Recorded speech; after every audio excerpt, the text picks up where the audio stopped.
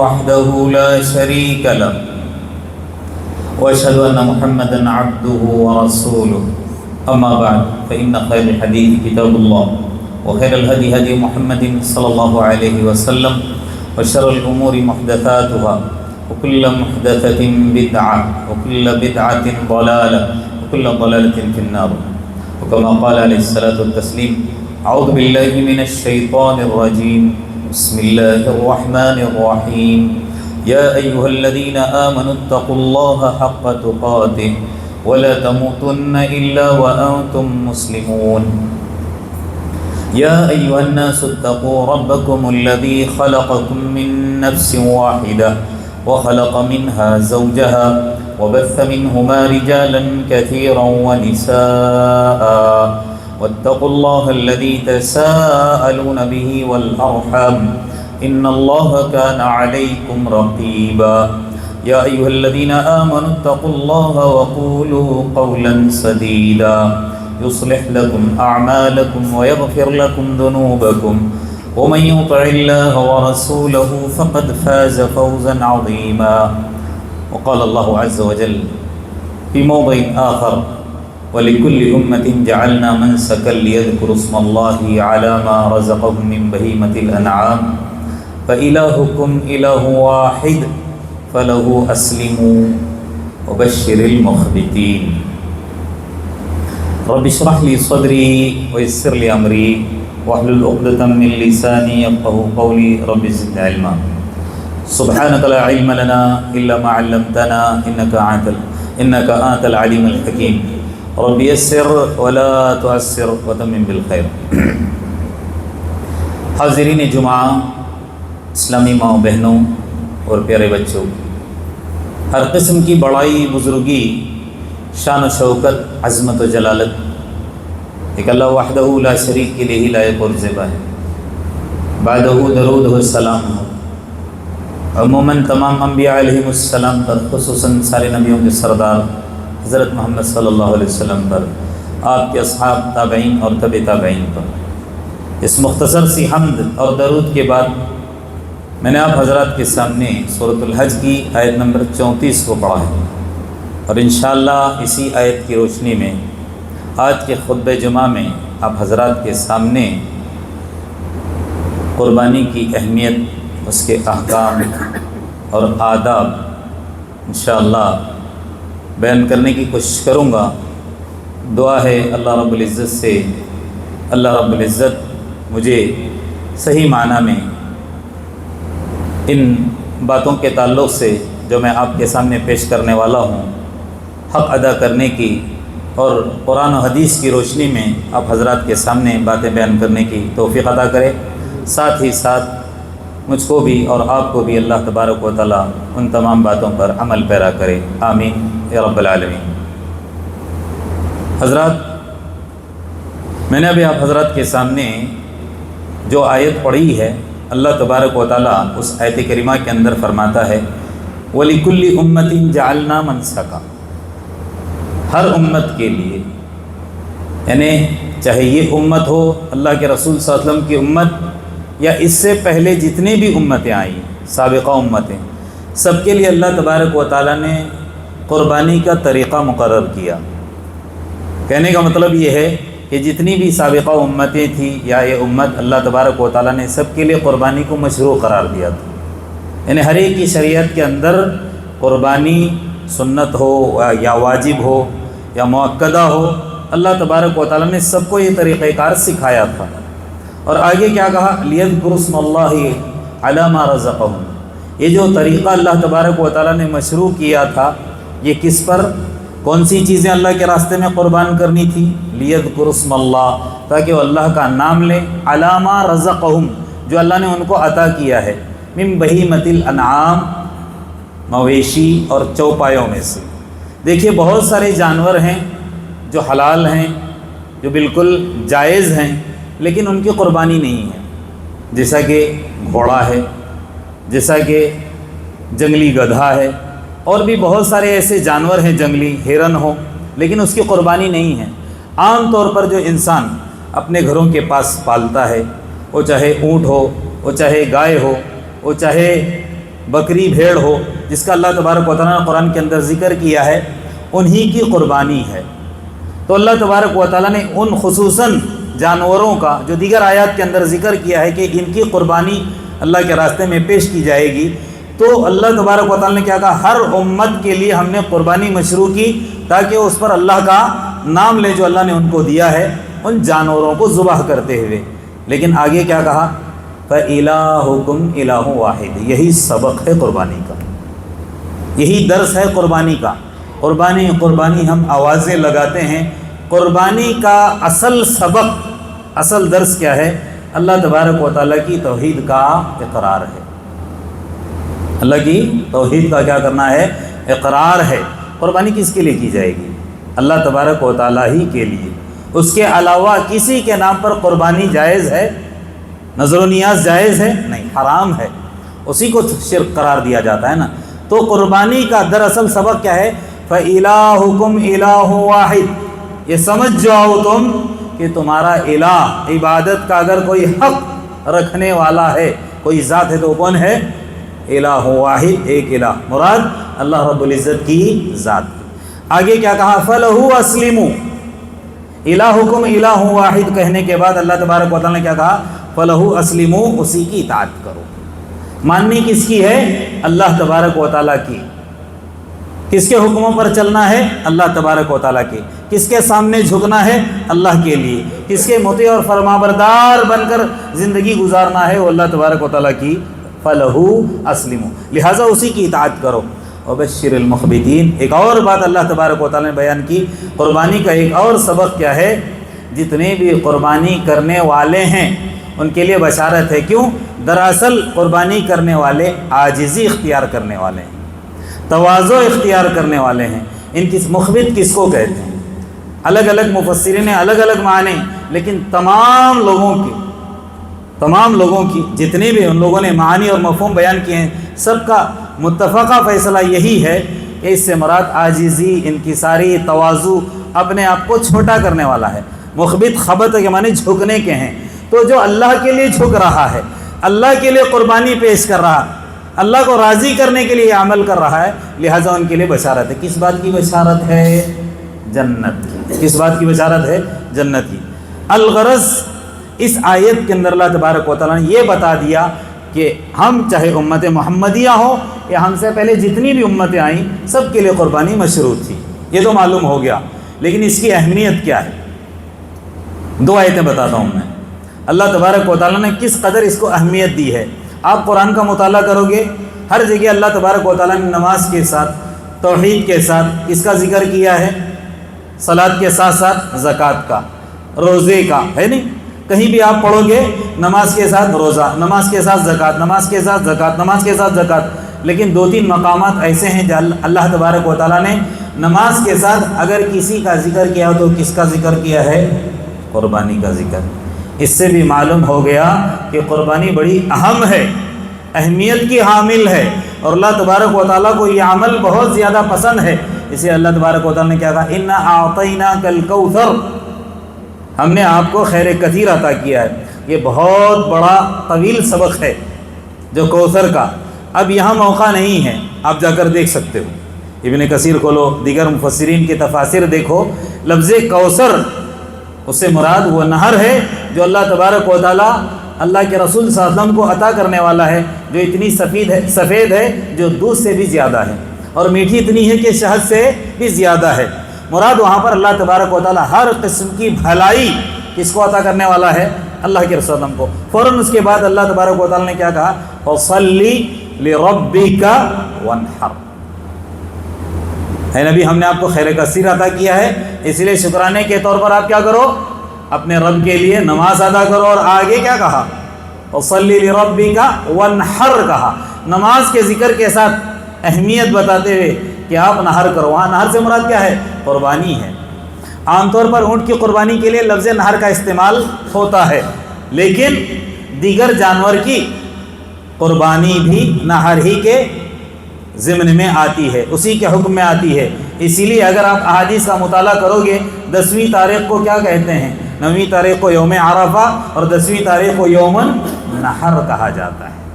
قربانی کا دن، عید الاضحیٰ بھی ہے اور قربانی کا دن بھی ہے۔ ایک جگہ اللہ نے کیا کہا؟ قل، اے نبی کہہ دو، ان صلاتی، آگے فوراً کیا کہا؟ ونسکی، میری نماز میری قربانی۔ مطلب کیا ہوا؟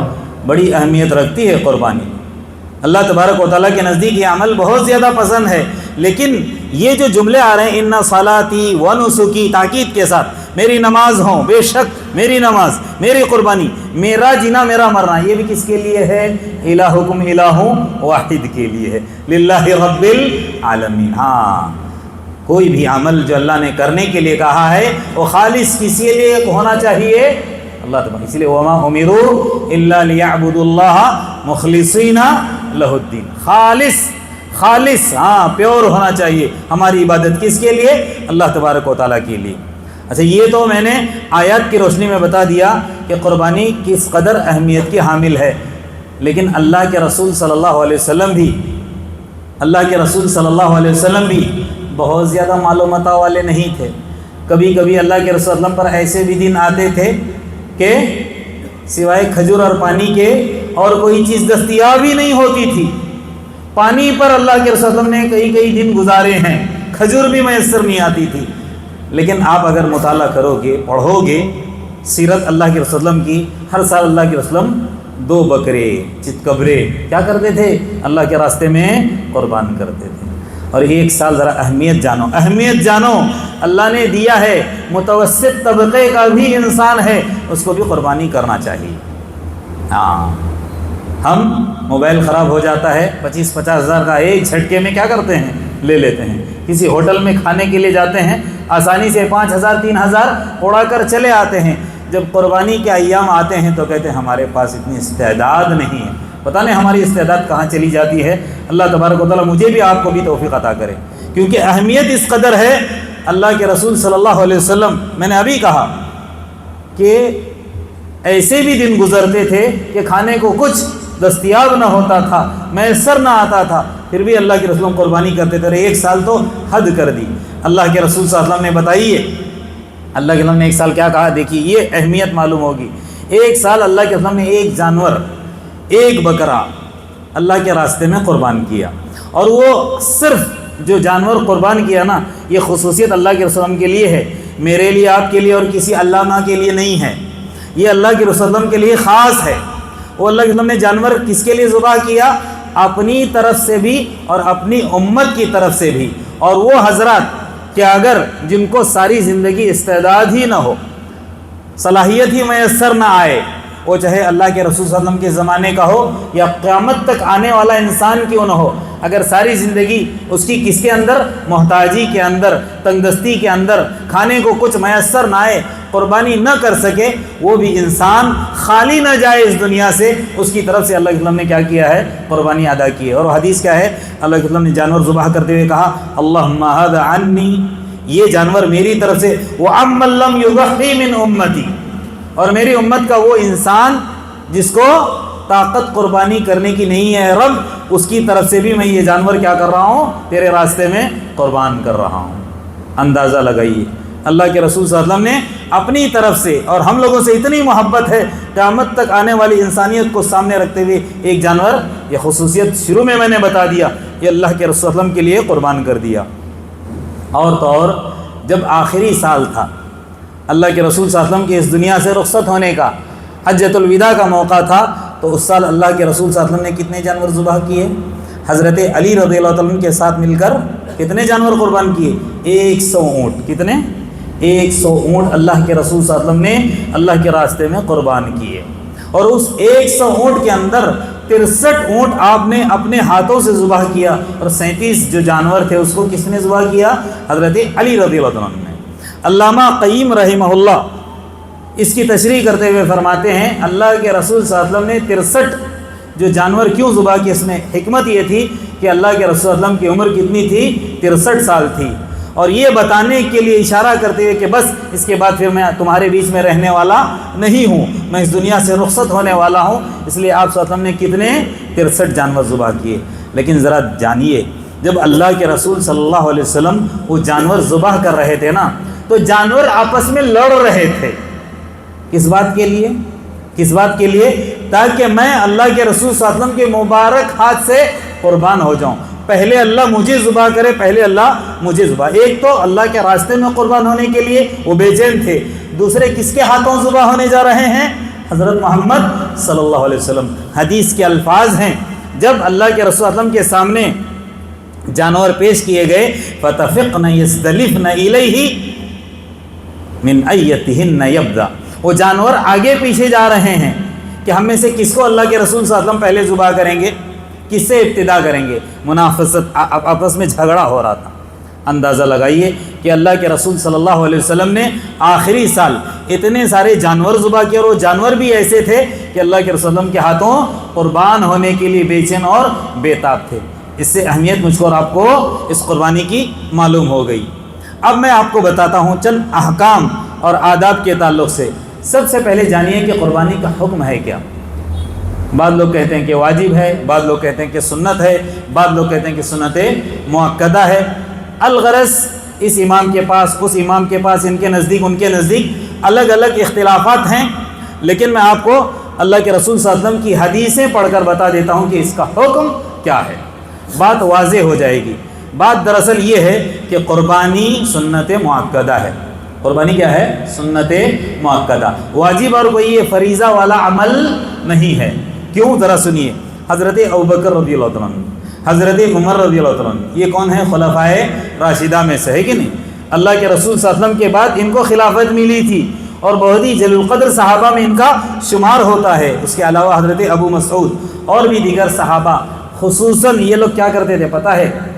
1 سال قربانی یا 2 سال قربانی کیے تو کسی سال گیپ کرتے تھے، قربانی نہیں کرتے تھے. لوگوں کے پوچھنے پر کہ آپ ایسا کیوں کر رہے ہیں؟ اللہ نے آپ کو استعداد دیا ہے، آپ چاہے تو کر سکتے ہیں، پھر بھی آپ نے اس سال کیوں نہیں کیا؟ بتاتے تھے کہ لوگوں کو اس بات کا شبہ نہ ہو جائے یا یہ نہ وہ محسوس کرنے لگے کہ یہ واجب عمل ہے، اس لیے کبھی کبھی ہم کیا کرتے ہیں؟ چھوڑتے ہیں، لوگوں کو معلوم ہو جائے. تو ایک تو ان کے عمل سے معلوم ہو گیا کہ یہ عمل واجب نہیں ہے بلکہ سنت مؤکدہ ہے. سنت مؤکدہ کا مطلب یہ نہیں ہے کہ اس کی اہمیت کو ہم پس پش ڈال دیں، ہاں یہ نہیں ہے. سنت مؤکدہ کا مطلب ہی یہی ہے کہ اللہ کے رسول نے تاکید کی ہے، اور اس تاکید کے اندر وہ سارے، وہ چاہے پیسے والا ہو، وہ چاہے متوسط، میں نے شروع میں کہا نا طبقے والا ہو، ان لوگوں کو کیا کرنا چاہیے؟ قربانی کا اہتمام ضرور کرنا چاہیے. اور ایک دلیل میں آپ کو بتا دوں سنت مؤکدہ کیوں ہے. اگر یہ واجب ہوتا تو اللہ کے رسول اس طرح نہ کہتے. کس طرح؟ حدیث کچھ اس طرح سے ہے، پچھلے جمعے میں آپ کے سامنے یہ حدیث آئی تھی. اللہ کے رسول نے کیا کہا؟ اذا رأیتم ہلال ذی الحجہ، جب تم کیا کرو؟ جب ذی الحجہ کا چاند دیکھو، وَأَرَادَ أَحَدُكُمْ أَن يُضَحِّيَ، الفاظ کیا ہیں؟ اگر تم میں سے کسی کا ارادہ ہو کہ قربانی کرنے کا. مطلب کیا ہوا؟ میری اور آپ کی چاہت پر اللہ کے رسول صلی اللہ علیہ وسلم نے قربانی کو کیا کر دیا؟ موقوف کر دیا. اگر واجب ہوتا تو لازم ہے کرنا ہی کرنا. اس لیے اللہ کے رسول نے کیا کہا؟ اگر تم میں سے کسی کا قربانی کا ارادہ ہو اور وہ ذی الحجہ کا چاند دیکھے تو اس انسان کو کیا کرنا ہے؟ فَلْيُمْسِكْ عَنْ شَعْرِهِ وَأَظْفَارِهِ، وہ اپنے بال نہ کاٹے، وہ اپنے ناخن نہ کاٹے. اس حدیث سے ہم کو کیا معلوم ہو گیا کہ اگر یہ قربانی اگر لازم اور واجب ہوتی تو اللہ کے رسول اللہ یہ جملہ کبھی بھی اپنی زبان سے نہ نکالتے، یہ ادا نہ کرتے. اس سے معلوم علماء نے اس حدیث کو دلیل کے طور پر پیش کیا ہے کہ لہٰذا یہ عمل سنت ہی ہے اور سنت مؤکدہ ہے، کوئی واجب عمل نہیں ہے. تو یہ تو میں نے ابھی آپ کو بتا دیا کہ قربانی کا حکم، لیکن اس کے کچھ کیا ہیں؟ احکام ہیں. سب سے پہلے ایک بات یاد رکھ لیجیے قربانی کے تعلق سے، جو ہم اتنی دیر سے میں کہہ رہا ہوں قربانی، یہ اصل میں میرے اور آپ کے جذبات جو ہوتے ہیں نا، جذبہ بندگی کا مظہر ہے. یہ ایک انسان قربانی کرتا ہے، قربانی جانور کی اصل نہیں کرتا ہے، اپنے جذبات کی سمجھ لو قربانی کرتا ہے. آج کل تو ہم جانور ہی کی کرتے ہیں. اللہ کے رسول صلی اللہ علیہ وسلم کے زمانے کے اندر اپنے جذبات کی کرتے تھے. آپ پوچھو گے کیسے؟ وہ اس طرح کہ 15 دن پہلے، مہینے پہلے جانور اپنے گھر میں خرید کر لاتے تھے. قربانی کا کتنے دن پہلے؟ 15 سے مہینہ بھر پہلے جانور لاتے تھے اور اس کو پالتے تھے، اس کو پوستے تھے، اس کی پرورش کرتے تھے، کھلاتے تھے، پلاتے تھے، خود اس سے مانوس وہ ان سے مانوس ہو جاتا تھا، اس سے اتنی محبت۔ آپ لوگوں نے دیکھا ہوگا اگر کسی گھر کے اندر چھوٹا سا بچہ ہو اور ان کے گھر کے اندر مرغی پالے ہوں یا بکری پالے ہوں اور اس بکری یا مرغی کو ذبح کرنا چاہیں اس بچے کے سامنے، وہ کیا کرتا ہے بچہ؟ بلبلا کر روتا ہے، امی ذبح نہ کرو۔ اتنی دوستی ہو جاتی ہے۔ یہ ابھی واٹس ایپ کا زمانہ ہے، اس طرح کے ویڈیو کر کے لوگ ڈالتے ہیں، آپ اندازہ لگائے ہوں گے اس قدر محبت ہو جاتی ہے۔ آپ لوگوں کو تجربہ ہوگا، اگر آپ لوگوں نے دیکھا ہوگا کہ اگر کسی بچے نے کوئی بکری پالی ہو یا مرغی پالی ہو، ذبح کرنا پسند نہیں کرتا۔ ایسے ہی اللہ کے رسول کے زمانے میں وقت سے پہلے جانور لاتے تھے، ان سے مانوس ہونے کے بعد دل نہیں کرتا تھا، لیکن پھر بھی اللہ کا حکم ہے اس کو ذبح کرنا ہے۔ دراصل ظاہری طور پر تو چھری کس کے اوپر چلتی تھی؟ جانور کے گردن کے اوپر، لیکن وہ اپنے دل کے اوپر کیا کر رہے تھے؟ وہ چھری چلا رہے تھے۔ یہ ہے اصل میں اپنے جذبات کی۔ اور جب انسان قربانی کرتا ہے نا اس طرح جانور سے محبت کر کے، اللہ کے سامنے اس بات کا بھی وہ اعلان کرتا ہے، اللہ آج کے بعد جتنے بھی خواہشات کے مطابق میں زندگی گزار رہا تھا اس کی بھی میں قربانی کرتا ہوں۔ اب میں اپنے خواہشات کو اپنے قدموں تلے دبا کر کس پر چلوں گا؟ تیرے حکموں پر چلوں گا۔ یہ ہے دراصل، اس لیے اللہ کے حکم نے کیا کہا؟ جب جانور ذبح کرو نا قربانی کا، تو کیا ہونا چاہیے؟ خوبصورت ہونا چاہیے، تگڑا ہونا چاہیے، عیبدار نہیں ہونا چاہیے، لنگڑا نہیں ہونا چاہیے، بیمار نہیں ہونا چاہیے، بہت زیادہ بوڑھا نہیں ہونا چاہیے، ایسا کمزور کہ اس کے اندر چربی ہی نہ ہو۔ اس طرح کے جانور سے اللہ علیہ وسلم نے منع کیا ہے۔ حدیث میں سناتا ہوں، اللہ کے رسول صلی اللہ علیہ وسلم نے کیا فرمایا؟ اربع لا تجوز فی الاضاحی، چار قسم کے جانور قربانی کے اندر بالکل جائز ہی نہیں ہے، اس کی قربانی ہوتی ہی نہیں ہے۔ اس میں سے سب سے پہلے کیا کہا؟ الاوراء بین عورھا، کانا جو ہوتا ہے، آنکھ جس کی خراب ہے جانور کی، اس جانور کی قربانی بالکل جائز نہیں ہے۔ اللہ کے رسول نے سختی سے کیا کیا ہے؟ منع کیا ہے۔ اسی طرح والمریضہ بین مرضھا، بیمار ہے، دیکھیے اس کے اندر بھی حکمت ہے۔ آپ جانتے ہو اللہ کے رسول نے منع کیا، ارے جانور اگر بیمار ہے ذبح کر کے کھاؤ گے، اس کی بیماری کس کو لگے گی؟ آپ کو لگے گی، آپ بیمار پڑو گے، ہو سکتا ہے اس کی وجہ سے آپ کی جان چلی جائے۔ اللہ کے رسول صلی اللہ علیہ وسلم کی ساری باتیں، ساری تعلیمات، اس کے اندر بہترین قسم کی حکمت مضمر اور پوشیدہ ہے۔ تو بھائی کیا کہا اللہ کے رسول نے؟ بیمار جانور کو بھی ذبح کرنے سے منع کیا۔ اسی طرح والارجع، لنگڑا، جو پیر جس کا اگر درست نہیں ہے، لنگڑا ہے، ٹوٹا ہے پیر، بین ضلعھا، جس کا لنگڑا پن ظاہر ہو رہا ہے، وہ بھی جانور نہیں ہے۔ اسی طرح والکبیرۃ اللتی، بہت بوڑھا جانور یا بہت ہی زیادہ ایسا کمزور جانور جس کے اندر لا تنقی، چربی ہی نہیں ہے، اس سے بھی اللہ کے رسول صلی اللہ علیہ وسلم نے کیا کیا ہے؟ منع کیا ہے۔ اچھا خوبصورت تگڑا اس طرح کا جانور اللہ کے راستے میں کیا کرنا ہے؟ قربان کرنا ہے۔ ہاں یاد رکھ لیجئے۔ اسی طرح ایک اور حکم میں آپ لوگوں کو بتا دوں، احکام اور آداب بیان کیے جا رہے ہیں، وہ یہ ہے کہ عام طور پر یہ سوال ہوتا ہے کہ جب ہم قربانی کرتے ہیں تو ایک بکری کیا سارے خاندان کے لیے کافی ہو جائے گی، یا ایک بکری ایک آدمی کی طرف سے، یا ایک بکرا ایک آدمی کی طرف سے ہے، ایک بیل کے اندر 7 آدمی ہیں؟ اس طرح کے سوالات آتے ہیں۔ تو آپ کو بتا دوں، اللہ کے رسول صلی اللہ علیہ وسلم کے زمانے میں حضرت ابو ایوب انصاری رضی اللہ عنہ بیان کرتے ہیں کہ اللہ کے رسول صلی اللہ علیہ وسلم کے زمانے کے اندر ایک انسان اپنے سارے خاندان، اپنے سارے گھر والوں کی طرف سے ایک بکرا کیا کرتا تھا؟ قربان کرتا تھا۔ اور میں آپ کو بتا دوں، ایک خاندان سے مراد اگر کوئی گھر ایسا ہے جہاں پر 5 بھائی ہیں اور سب مل کر ایک ہی کیا کرتے ہیں؟ ساتھ مل کر رہتے ہیں، اور ایک ہی چولہا استعمال ہو رہا ہے، ایک ہی ہانڈی میں سب کھا رہے ہیں، کوئی مسئلہ نہیں ہے، وہ چاہے ممبر 5 ہوں، 10 ہوں، 100 ہوں، ایک بکری سب کی طرف سے، ایک بکرا سب کی طرف سے کیا ہو جائے گا؟ کافی ہو جائے گا۔ لیکن بعض مرتبہ ایسا بھی ہوتا ہے، ایک گھر ہے جہاں پر 3-3 4-4 چولہے جلتے ہیں، اب وہاں پر ایک بکرا نہیں، 4 چولہے ہیں اور 4 بھائی، الگ الگ فیملی رہتی ہے اور الگ الگ کھانا ہے ان کا، تو وہ اپنے الگ الگ کریں گے۔ بات سمجھ میں آ رہی ہے؟ ایک گھر کی طرف سے سب مل کر اگر کھاتے ہیں تو وہاں پر 100 ممبر کیوں نہ ہو، ایک بکرا کیا ہو جائے گا؟ کافی ہو جائے گا۔ لیکن اگر کوئی ایک گائے لے کر یا ایک اونٹ لے کر ذبح کر رہا ہے سارے خاندان کی طرف سے، وہ بھی مسئلہ نہیں ہے۔ لیکن آپ کو بتا دوں، اگر کوئی انسان ایک گائے یا ایک بیل ذبح کرنا چاہتا ہے اللہ کے راستے میں، اس کے اندر 7 خاندان آ جاتے ہیں. جیسے ایک بکرا ایک خاندان کے لیے ہے، اور ایک جو بیل ہوتا ہے یا ایک گائے وہ 7 خاندان کی طرف سے، اور ایک اونٹ 10 خاندان کی طرف سے کافی ہوتا ہے. آپ کو میں وضاحت کر کے بتا دوں، اللہ کے رسول صلی اللہ علیہ وسلم نے حج کے موقع پر، بات اچھی طرح سے سمجھ لیجئے، حج کے موقع پر ایسا ہوا کہ وہاں پر بکروں کی کمی ہو گئی، تو اللہ کے رسول صلی اللہ علیہ وسلم نے کہا کہ بہت سارے ایسے ہیں جن کے پاس بکرے نہیں، اب ان کو کرنا کیا ہے؟ اللہ کے رسول صلی اللہ علیہ وسلم نے ایک اونٹ 10 آدمیوں کے لیے کہا کافی ہو جائے گا. کتنے آدمیوں کے لیے؟ وہاں خاندان کی بات نہیں، بتا دوں آپ کو، میں یہ بتانا چاہتا ہوں کہ ایک جانور جو ایک بکرا ہوتا ہے، ایک گائے کے اندر 7 بکرے کے برابر، ایک گائے 7 بکروں کے برابر، اور ایک اونٹ 10 بکروں کے برابر ہوتا ہے. وہاں حج کے موقع پر اللہ کے رسول نے کیا کہا کہ اگر کسی کو بکرا میسر نہیں ہے، 10 آدمی مل کر ایک کیا کر سکتے ہیں؟ اونٹ اللہ کے راستے میں قربان کر سکتے ہیں. اس موقع پر کمی تھی. یعنی بتانا یہ چاہتا ہوں کہ یہاں پر اگر ایک گائے ہے تو یوں سمجھ لیجیے کہ 7 بکرے کے برابر ہے وہ، یا ایک اونٹ اگر کوئی ذبح کر رہا ہے تو کتنے؟ 10 بکروں کے برابر ہے. یعنی 10 خاندان الگ الگ والے مل کر وہاں پر اللہ کے راستے میں اس کو کیا کر سکتے ہیں؟ قربان کر سکتے ہیں. لیکن کوئی ایک ہی جانور لے کر ایک ہی خاندان کی طرف سے بڑا قربان کر دے کوئی مسئلہ نہیں ہے.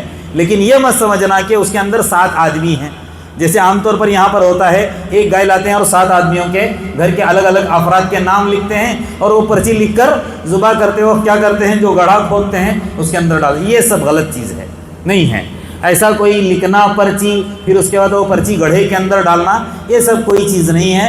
اللہ کے رسول اللہ نے اس طرح کی تعلیم ہم کو نہیں دی ہے. آپ گڑھا بھی نہیں کھودو گے، ایسے ہی جانور ذبح کر دو گے تو بھی کوئی مسئلہ نہیں ہے.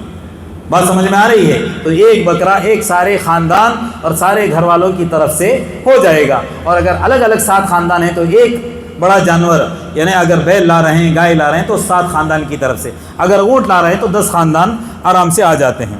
ایک مسئلہ یہ ہو گیا.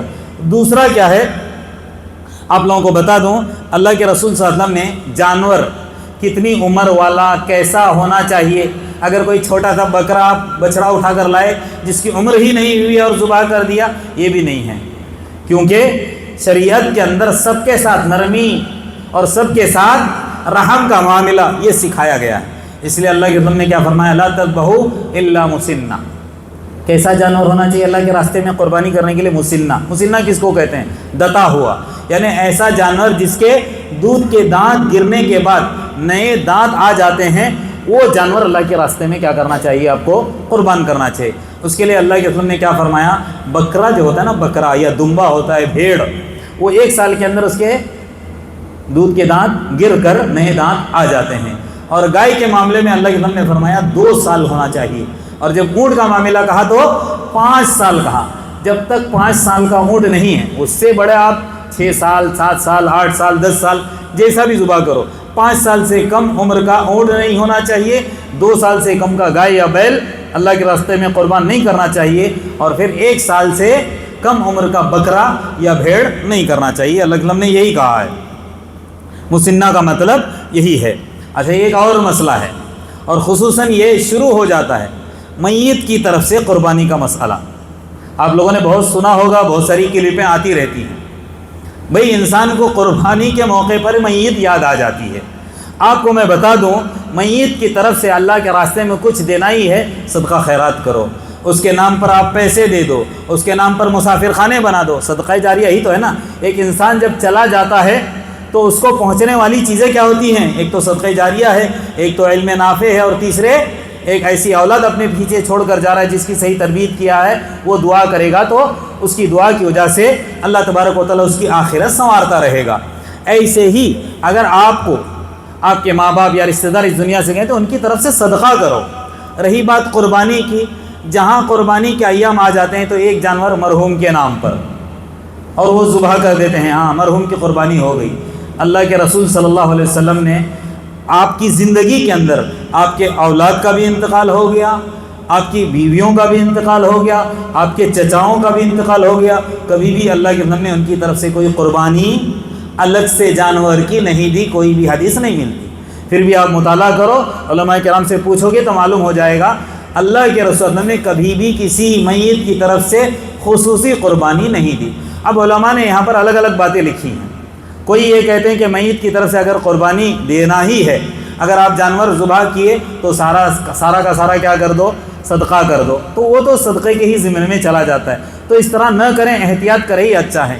بعض علماء یہ کہتے ہیں کہ اگر آپ قربانی کر رہے ہو اور آپ کے ابا یا آپ کے امی یا آپ کے قریبی کوئی انتقال ہو گئے، اپنے اس میں فیملی ممبر کے اندر ان کا آپ یعنی دل کے اندر نیت کر سکتے ہیں کہ میں اس کی طرف سے قربانی کر رہا ہوں.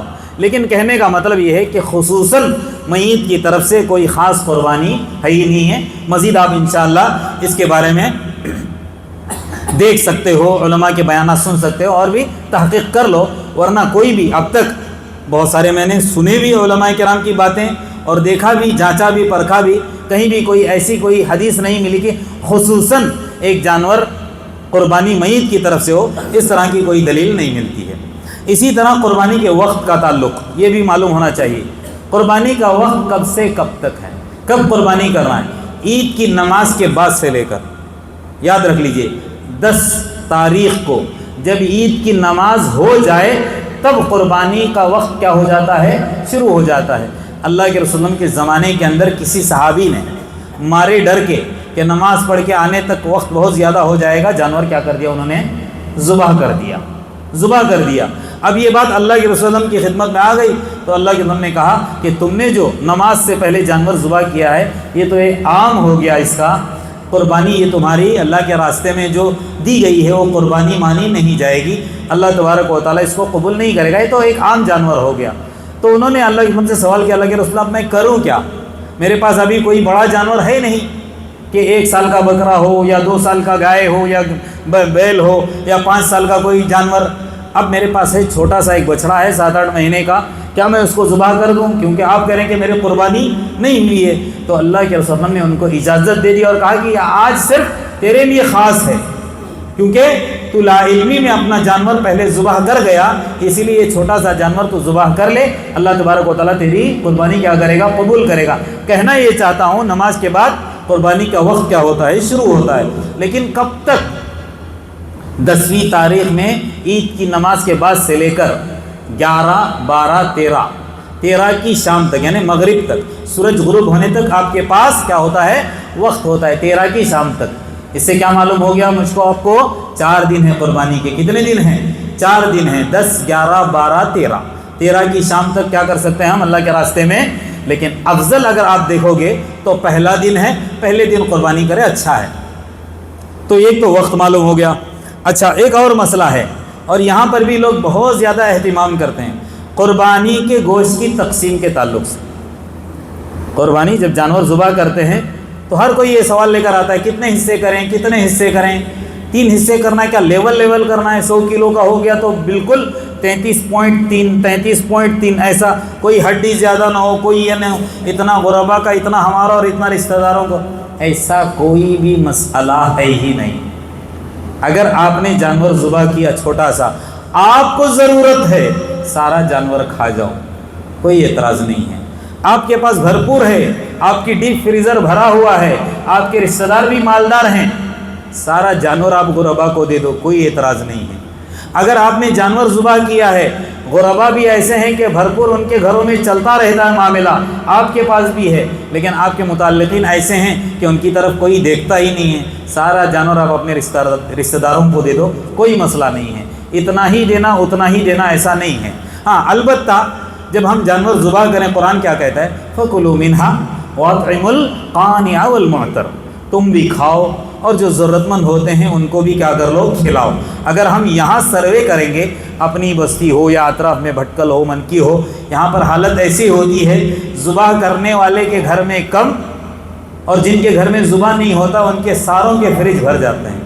ہر ایک کے گھر میں جو موسم چلتا رہتا ہے 20-20, 25-25, 30-30 تھیلے 1-1 کلو کے، آدھے کلو کے، کوئی 2-2 کلو کے بھیج دیتے ہیں. پریشان ہو کر اس کے پاس جگہ نہیں رہتی، وہ اپنے دوستوں کو کھلاتا ہے. یہاں اللہ تبارک و تعالیٰ نے فراوانی دی ہے. اللہ کے رسول کے زمانے میں کیا ہوا، ایک مرتبہ اللہ کے رسول صلی اللہ علیہ وسلم کے زمانے میں جب 8 سالی کا مسئلہ ہوا تو اللہ کے رسول صلی اللہ علیہ وسلم نے اپنے صحابہ کو کہا کہ ان سال تم اپنا جو جانور ذبح کرو گے اس کو اسٹور مت کرنا، سکھا کر مت رکھنا، غربا کو دے دو کیونکہ ان کو ضرورت ہے. جب حالات درست ہو گئے تھے تو اللہ کے رسول اللہ نے کیا کہا اگلے سال؟ اب تم کھاؤ بھی اور سکھا کر اسٹور کر کے مستقل تم کیا کر سکتے ہو، اس کو آگے بھی کھا سکتے ہو۔ مطلب یہ ہے کہ اس کے لیے کوئی تقسیم نہیں کہ اتنا ان کو، اتنا ان کو، اتنا ان کو، اتنا ان کو، نہیں، آپ جیسے سمجھتے ہو ضرورت کے تحت خود کھاؤ، دوستوں کو کھلاؤ، اگر آپ چاہتے ہو سکھا کر بھی اسٹور کر کے بھی کیا کر سکتے ہو، رکھ سکتے ہو، کوئی مسئلہ اس کے تعلق سے نہیں ہے۔ اچھا، ایک اور مسئلہ ہے، یہ بھی اہم مسئلہ ہے کہ ہم ایسے ملک کے اندر ہیں کہ ہمارے ساتھ غیر مسلمین بھائی بھی رہتے ہیں، غیر مسلمین بھائی بھی رہتے ہیں، تو کیا قربانی کا گوشت ہم ان کو دے سکتے ہیں؟ بہت سارے ایسے بھی غیر مسلمین بھائی ہیں بڑے کا کھاتے ہیں، اگر وہ خود سے کہتے ہیں کہ ہم کو دے دو، آپ ان کو دے سکتے ہو، لیکن عام طور پر بکرا تو ہر کوئی کیا کرتا ہے، کھا لیتا ہے۔ بکرے کے تعلق سے کسی کو آبجیکشن اور اعتراض نہیں ہے۔ آپ کے گھر میں بکرا ذبح آپ نے کیا ہے تو آپ کے اگر کوئی غیر مسلمین میں سے دوست احباب ہیں تو ان کے گھر میں بھی آپ گوشت بھیج سکتے ہو۔ یہ نہیں ہے کہ خالی یہ مسلمانوں کی ہی قربانی ہے، ایمان والوں کی ہی قربانی یہی کھائیں گے، بھائی قربانی یہ کریں گے کیونکہ اللہ نے ان کو، ایمان والے کو حکم دیا ہے، لیکن کھانے کے تعلق سے یہ نہیں فرمایا کہ صرف آپ کھاؤ، اپنے متعلقین، دوست احباب، اس میں چاہے ایمان والا ہو غیر ایمان والا ہو، آپ سب کو کیا کر سکتے ہو، کھلا سکتے ہو، اس پر کوئی آبجیکشن نہیں ہے۔ اسی طرح کچھ آداب بیان کر کے اپنی بات ختم کرتا ہوں، بہت وقت ہو چکا ہے۔ سب سے پہلے جب ہم قربانی کریں تو اخلاص ہونا چاہیے، یہ اہم شے ہے دوستو۔ آج ہمارا معاملہ کیا ہوتا ہے، خالی دکھاوا، نام و نمود، 5 لاکھ کا جانور، 10 لاکھ کا جانور، شاید ہمارے یہاں اب تو مارکیٹ کے اندر 20-20, 25 لاکھ کا بھی آ جاتا ہوگا۔ ویسے تو پچھلے اگر سالوں کا اگر ہم جائزہ لیں 10-10 لاکھ 15 لاکھ تو کامن تھا، ہماری بستی کے اندر آ چکا، بھٹکل کا تو مجھے معلوم نہیں ہے۔ اب جانور لے آتے ہیں کوئی بات نہیں، صرف للہیت ہے، آپ لاؤ، کھاؤ، کھلاؤ۔ اب یہاں کیا ہوتا ہے، ہم جانور لے کر آتے ہیں، گھروں اس کے گلے کے اندر ہار ڈال کر اس کی نمائش ہوتے رہتی ہے، مہینہ بھر 15 دن پہلے لا کر اب بہت سارے لوگ دور دور سے آ رہے ہیں دیکھنے کے لیے، پتہ ہے فلانے کے گھر میں 10 لاکھ کا جانور، 20 لاکھ، تو اس سے کیا معلوم ہو رہا ہے، دکھاوا ہی تو ہوا۔ آپ بتاؤ ہی نہیں، معلوم ہی نہیں ہونا چاہیے کہ آپ کے گھر کے اندر اتنا بڑا جانور آیا ہے۔ ہاں، قربانی کے دن اگر کوئی دیکھ لے الگ بات ہے، ہم لاتے اس لیے تاکہ جس طرح مٹھائی کے اوپر مکھیاں اگر بیٹھ جاتی ہیں، اس کے اطراف گھومنے لگتی ہیں، وہ جانور دیکھنے کے لیے دور دور سے زائرین آتے رہتے ہیں اور یہ سلسلہ چلتا رہتا ہے۔ اس طرح نہیں ہونا چاہیے، کیونکہ قرآن کیا کہتا ہے، لَن يَنَالَ اللَّهَ لُحُومُهَا وَلَا دِمَاؤُهَا وَلَٰكِن يَنَالُهُ التَّقْوَىٰ مِنكُمْ۔ اللہ تبارک و تعالیٰ کو قربانی کا گوشت اور خون نہیں پہنچتا، بلکہ میرا اور آپ کا کیا پہنچتا ہے، تقویٰ۔ مطلب کیا ہوا، قربانی کا ایک مقصد تقویٰ بھی ہے، کیونکہ اللہ تبارک و تعالیٰ نے مجھ کو اور آپ کو کس کے لیے پیدا کیا، کس لیے پیدا کیا، تاکہ ہم اس کی عبادت کریں، اور ساری عبادتوں کا مقصد تقویٰ ہے کہ نہیں؟ حج کا مقصد تقویٰ ہے، روزوں کا مقصد کتب علیکم الصیام کما کتب علی الذین من قبلکم لعلکم، آگے کیا ہے، تتقون۔ ساری عبادتیں جتنی بھی ہیں سب کا مقصد تقویٰ ہے۔ اسی طرح قربانی کا مقصد بھی تقویٰ ہے، دکھاوا، نام و نمود والی قربانی اللہ کی بارگاہ میں قبول نہیں ہے۔ دوسری چیز، بسم اللہ کہہ کر کیا کرنا ہے، جانور کو ذبح کرنا ہے۔ بسم اللہ ضروری ہے، اگر جان بوجھ کر اگر کوئی بسم اللہ چھوڑ دے، بھول گیا الگ بات ہے، ورنہ بغیر بسم اللہ کے جانور اگر ذبح کرتا ہے تو جانور حلال نہیں ہے، جائز نہیں ہے۔ قرآن کیا کہتا ہے، وَلَا تَأْكُلُوا، مت کھاؤ، مِمَّا لَمْ يُذْكَرِ اسْمُ اللَّهِ عَلَيْهِ، جس پر اللہ کا نام نہیں لیا جاتا، وَإِنَّهُ لَفِسْقٌ، وہ فسق ہے، فجور ہے، بالکل اس کی اجازت نہیں ہے بسم اللہ کہہ کر کیا کرنا ہے، جانور کو ذبح کرنا ہے۔ اب ہمارے یہاں کیا کرتے ہیں، جانور ذبح کرنے سے پہلے زور زور سے تکبیرات شروع کر دیتے ہیں، ہاں، اور پھر اس تکبیر کے چکر میں بسم اللہ ہماری زبان پر ہی نہیں آتا، اللہ اکبر اللہ اکبر کہہ کے ہم کیا کر دیتے ہیں، چھری چلا دیتے ہیں۔ بات سمجھ میں، یہ نہیں ہے تکبیر زور زور سے کہنا ہے، آوازیں شور و غوغا نہیں ہے، بسم اللہ کہہ کے ایک دعا اللہ کے رسول نے سکھائی ہے، شروع بھی میں نے کہا نا، اللہم ھذا عنی وعن امتی امن لم یضحی، اسی طرح اللہ کے رسول نے دعا سکھائی ہے، اللہم تقبل، اگر میں اپنا جانور ذبح کر رہا ہوں، اللہم تقبل عنی وعن اہل بیت، اے اللہ یہ میری طرف سے، میرے گھر والوں کی طرف سے قبول کر۔ اگر میں حضرت جی بن کر کسی کے گھر میں جانور ذبح کرنے جا رہا ہوں تو کیا کہنا ہے، اللہم تقبل عن اسماعیل، عن سلیم وعن اہل بیتی، بھائی ان کا نام لے کر ان کی طرف سے، یا عن فلاں کوئی بھی ہو جس کا بھی نام، اب کیا ہو جاتا ہے؟ حق ادا ہو جاتا ہے۔ بسم اللہ کہہ کر یہ دعا پڑھنا ہے، ایک آداب میں سے یہ ہے۔ تیسری چیز اس کا خیال رکھنا ہے، چھری تیز ہونی چاہیے۔ جس چھری کے اندر دھار نہیں ہے اور اگر ہم جانور کے گلے پر چلائیں گے اور بہت دیر ہو جائے گی ذبح ہونے کے لیے تو جانور کو تکلیف ہوتی ہے، اس لیے اللہ کے وسلم نے کیا کہا؟ جانور کو ذبح کرنے سے پہلے اچھی طرح سے اس آلے کو تیز کرنا چاہیے، ایسا دھاردار ہو کہ جھٹکے میں ہمارا جانور کیا ہونا چاہیے؟ ذبح ہونا چاہیے۔ لیکن دھار کرنے کے لیے اس بات کا بھی خیال رکھے کہ جانور کے سامنے اس چھری کو دھاردار نہیں کرنا چاہیے، اور ایک جانور کے سامنے بھی دوسرے جانور کو ذبح نہیں کرنا چاہیے۔ جس طرح میرا اور آپ کے پاس بھی احساس ہے نا، ان کے پاس بھی احساس ہے، ان کو تکلیف ہوتی ہے، لہٰذا آپ کے گھر میں 10 جانور ذبح کر رہے ہیں، الگ الگ لا کر آپ ذبح کرو اور اس کے سامنے چھری تیز بھی مت کرو۔ ایک اور بات کا خیال رکھنا، آخری ادب بیان کر کے اپنی بات ختم کرتا ہوں، پاکی صفائی کا بھی خیال ہونا چاہیے۔ الحمدللہ اللہ کا احسان ہے، ہماری بستی میں ایسا نہیں ہے۔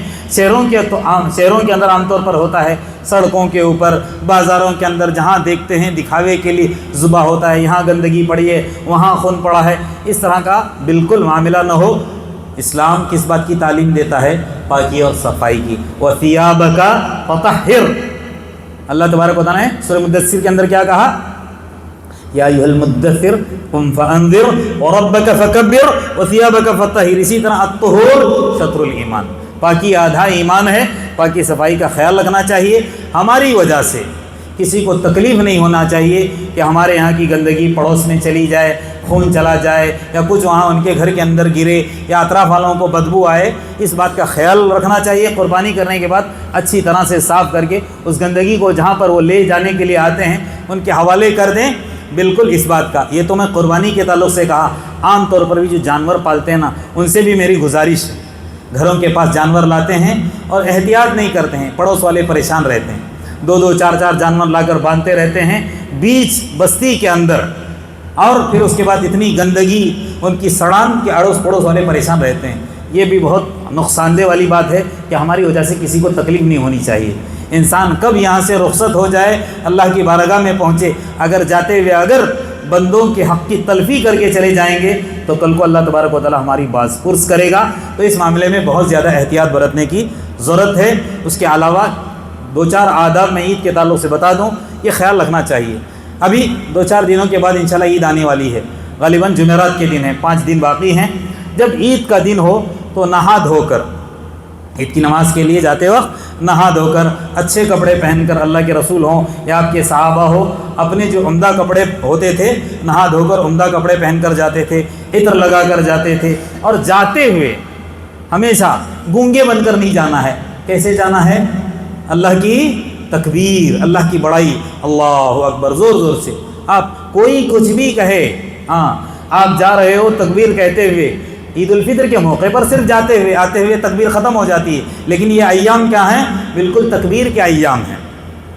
آپ کو اللہ کی بڑائی بیان کرتے رہنا ہے، بازاروں کے اندر، گھروں کے اندر، بلکہ اللہ کے رسول وسلم کے زمانے کے اندر 1 تاریخ سے ہی کیا ہو جاتا تھا شروع، صرف مساجد کے اندر عرفہ کے دن سے لے کر 13 کی شام تک ہے، ورنہ جہاں 1 تاریخ شروع ہو جائے اللہ کے رسول صلی اللہ علیہ وسلم یا صحابہ بازاروں کے اندر چلتے پھرتے، یہ کون سے ایام ہیں؟ تکبیر والے ایام ہیں، اللہ تبارک و تعالیٰ کی بڑائی والے ایام ہیں۔ خود تکبیر کہتے ہوئے مجھ کو اور آپ کو کیا کرنا ہے؟ عید کی نماز کو جانا ہے۔ اور اس بات کا بھی خیال رکھیں، جیسے ہم تکبیر کہتے ہوئے جا رہے ہیں، یہ صرف خالی مردوں کے لیے ہے، زور زور سے، عورتیں زور زور سے نہیں چلائیں گی۔ لیکن آپ کو بتا دوں، عید کی نماز صرف میرے لیے آپ کے لیے نہیں ہے، اللہ کے رسول صلی اللہ علیہ وسلم نے عورتوں کو بھی حکم دیا ہے۔ ام عطیہ والی روایت بڑی مشہور ہے، آپ لوگوں نے سنا ہوگا، وہ کہتی ہیں اللہ کے رسول نے ہم کو حکم دیا ہے کہ عید کے دن ہم خصوصاً کیا آ جائیں؟ عیدگاہ آ جائیں۔ اگر کوئی ایسی عورتیں ہیں جو اس وقت پیریڈ سے ہیں، اللہ کے رسول نے کہا کہ ان کو مصلی سے دور رہنا، مطلب نماز کے وقت وہ ذرا دور رہیں گی، وہ نماز ادا نہیں کریں گی، لیکن خطبہ سنیں گی اور مومنین کی دعاؤں کے اندر جو فرشتے وہاں پر رہتے ہیں ان کی دعاؤں میں شامل رہیں گی، تاکہ اللہ تبارک و تعالیٰ ان کو بھلائی اور اللہ کی طرف سے ملنے والے خیر سے محروم نہ رکھے۔ ہمارا معاملہ کیا ہوتا ہے؟ ہم خود چلے جاتے ہیں، عورتوں کو روکتے ہیں، نہیں، عید کے دن عورتیں بھی جائیں، عیدگاہ جائیں، اگر عیدگاہ نماز ادا ہو رہی ہے اور اگر مساجد کے اندر ہو رہی ہے اور باہر ٹینٹ ان کے لیے انتظام ہے تو وہاں پر جو پیریڈ سے عورتیں ہیں وہاں پر رہیں، اور نماز کے وقت نماز ادا نہیں کریں گی، ورنہ خطبہ ان کو سننے کا بالکل اللہ کی طرف سے حکم ہے، اور تکبیرات اپنے دل ہی دل میں دھیمی دھیمی آواز میں وہ بھی گنگناتے رہیں۔ آخر میں اللہ تبارک و تعالیٰ سے میں ہی دعا کرتا ہوں، اللہ تبارک و تعالیٰ کہنے سننے سے زیادہ مجھے اور آپ حضرات کو بھی عمل کی توفیق عطا فرمائیں۔ اللہ تبارک و تعالیٰ اللہ کے رسول اللہ کی پیاری پیاری تعلیمات کے مطابق زندگی گزارنے والا بنا دے۔